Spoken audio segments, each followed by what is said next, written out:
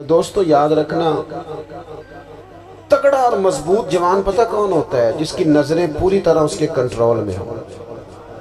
یہ علامت جوانی ہے۔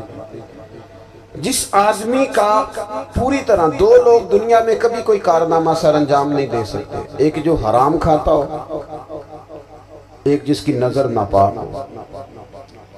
محمد بن قاسم جب یہاں آئے تھے نا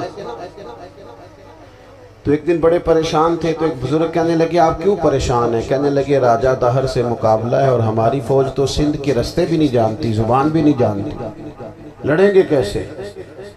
دو چار دن کے بعد ان بزرگوں کی دوبارہ محمد بن قاسم سے ملاقات ہوئی تو بڑے خوش تھے۔ کہا اب آپ کیوں خوش ہیں؟ کہنے لگے وہ میرا مقابلہ نہیں کر سکتا، میں نے تحقیق کر لی۔ کہا کیوں؟ کہنے لگے نظر کا گندہ ہے، اور جو نظر کے گندے ہوتے ہیں وہ میدانوں میں ٹھہرا نہیں کرتے۔ میدان کے لیے نکلنے کے لیے پاک جوانی کی ضرورت ہوتی ہے، تطہیر مزاج ہونا ضروری ہوتا ہے، پاکیزہ افکار اور سچی اور سچی ستھری سوچوں کا ہونا ضروری ہوتا ہے۔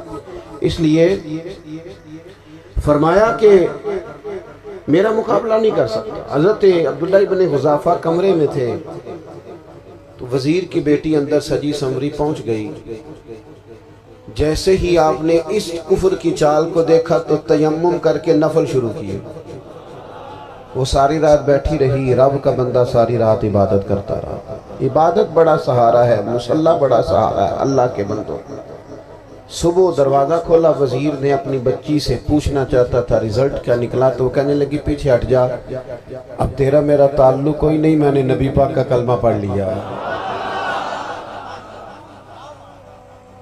اس نے کہا میں نے بھی زمانہ دیکھا ہے، پر یہ کیا لوگ ہیں، کستوری کے بنے ہوئے،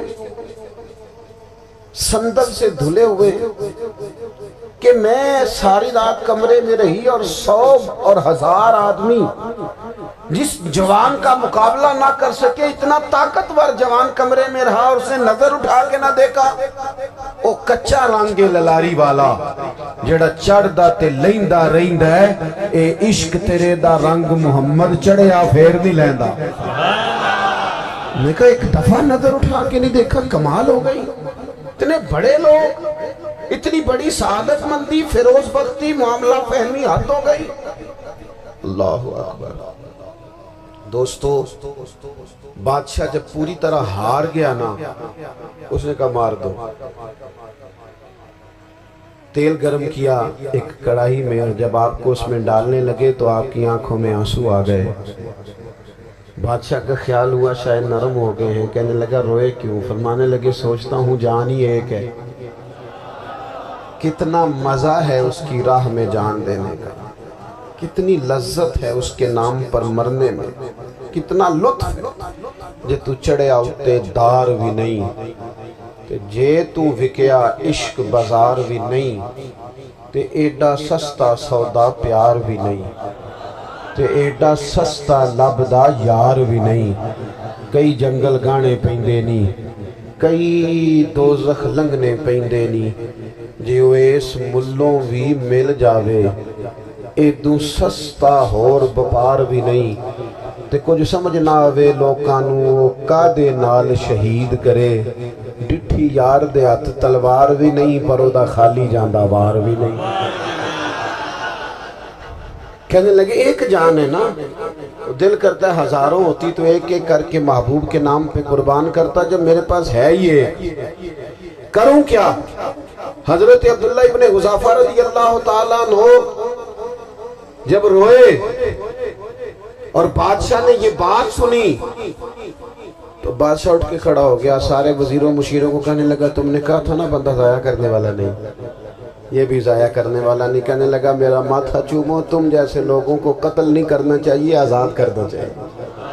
عزیز اپنی زندگی سے نا یہ بہت زیادہ ہرس، ہوس، طمع، اور یہ کسی بات کی بھی ہو، ہرس صرف پیسوں کی نہیں ہوتی، شہرت کی بھی ہوتی ہے،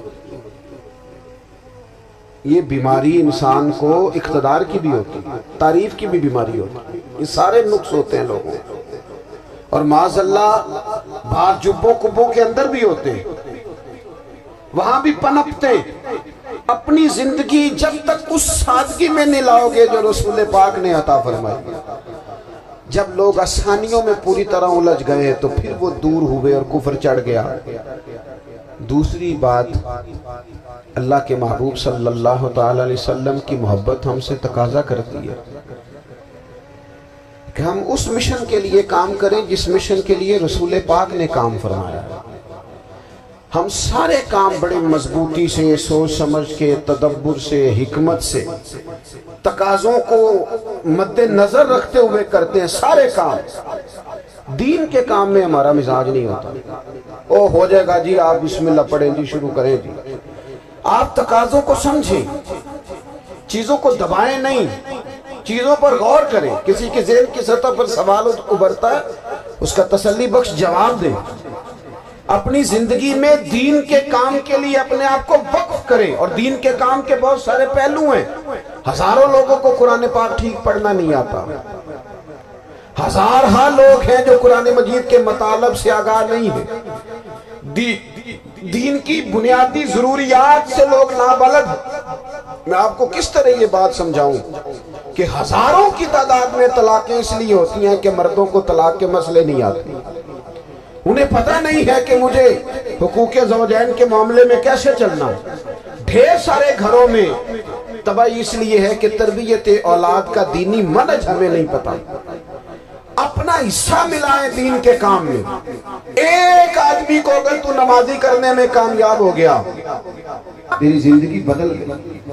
وہ دین بیزار لوگ جو ہمارے بیچ بیٹھ کے ہماری نوجوان نسل کو پگڑی اور داڑھی کا نام لے کے بنیادی طور پر دین سے دور کرتے، ایسے نوجوانوں کو دین کا پیغام محبت دے کر دین کے قریب کرنا ہماری ڈیوٹیوں کا حصہ ہے۔ ہمیں ذمہ داری کا احساس کرنا پڑے گا، ہمیں یہ خاص قدم اٹھانا پڑے گا، توجہ دینی پڑے گی۔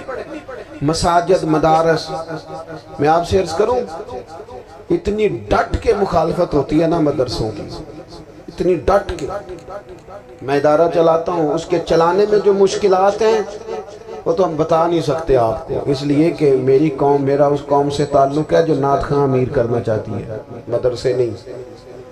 ہاں، نقیب خطیب پیدا کرنا چاہتی ہے، شعر و شاعری کی زندگی کو پروان چڑھانا چاہتی ہے۔ فقط ہمارا ان لوگوں سے تعلق ہے جو لاکھوں کروڑوں روپیہ محافل پہ لگائیں گے، اور قاری صاحب بیچارے اگر مسجد کا کوئی ہونے والا کام کسی وقت بتا دیں گے تو وہ بڑی مشکل آ جائے گی ان کے لیے۔ یہ کیسے ہو سکتا ہے، آپ نے یہ ڈیوٹی بتا دیا۔ مدارس اور جتنا اہم رول دین کو پھیلانے میں مدارس اسلامیہ کا ہے، اتنی زبردست، لوگوں کا خیال ہوتا ہے میری طرح کے لوگ شاید کام کرتے ہیں، ڈیوٹی کرتے ہیں۔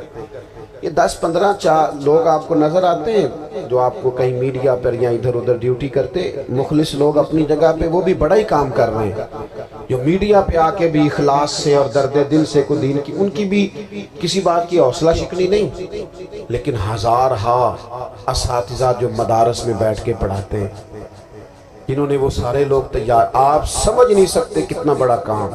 حفظ کا استاد جو ہوتا ہے نا، اس کی ڈیوٹی 24 گھنٹے ہوتی ہے، فجر سے پہلے، اور اس نے بچوں کو اٹھانا۔ تنخواہ تو ہم انہیں دینا نہیں نہ چاہتے جی، تنخواہ نہیں دے دی انہوں نے، ہمیں مولوی امیر نہ ہو جانا۔ مولوی نو تے سوٹ بھی 27ویں والی رات دے ہے تاکہ کدھر سوان کے عید والے دن پا نہ لگے، کیونکہ 27ویں تو بعد تے درزی پھڑتا ہی کوئی نہیں، کیوں حضرت ایسا ہی ہے نا، اس وقت تو نہیں نہ لیتا۔ تو ہم چاہتے ہیں مولوی ہماری مرضی کے ہماری طرح کا سوٹ نہ پہن لے۔ مدارس کی مضبوطی، آپ یہ دیکھ لیں، یہ صلاح الدین ایوبی کا تعلق بھلا کس چیز سے تھا؟